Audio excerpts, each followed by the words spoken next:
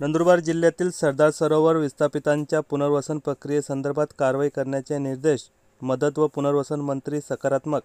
दिनांक 13 मे 2025 रोजी दुपारी 3:30 वाजता अक्कलकुवा अक्राणी विधानसभा मतदारसंघाचे आमदार आमशा पाडवी व विधान परिषदेचे आमदार चंद्रकांत रघुवंशी यांनी अनेक वर्षांपासून सरदार सरोवर विस्थापितांच्या पुनर्वसनाचा प्रश्न लवकरात लवकर तडीस न्यावा यासाठी मदत व पुनर्वसन मंत्री नामदार मकरंद पाटील यांना पत्राद्वारे अवगत केल्यानंतर आज दिनांक 13 मे 2025 रोजी दुपारी 3:30 वाजता मुंबई येथे पुनर्वसन मंत्री नामदार मकरंद पाटील यांच्या दालनात सरदार सरोवर विस्थापितांच्या सर्व समस्या सोडवून त्यांना सुखसुविधा पुढील 1 वर्षात उपलब्ध करून देण्यात येतील असे आश्वासन दिले. यावेळी अक्कलकुवा अक्राणी विधानसभा मतदारसंघाचे आमदार आमशा पाडवी, विधान परिषदेचे आमदार चंद्रकांत रघुवंशी, नर्मदा बचाव आंदोलनाच्या कार्यकर्ती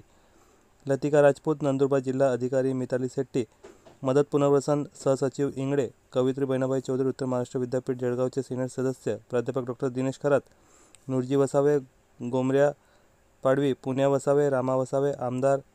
आमशा पाडवी यांचे सीओ सहाय्यक रवींद्र गुरव आदींसह सरदार सरोवर प्रकल्प नंदुरबारचे अधिकारी उपस्थित होते.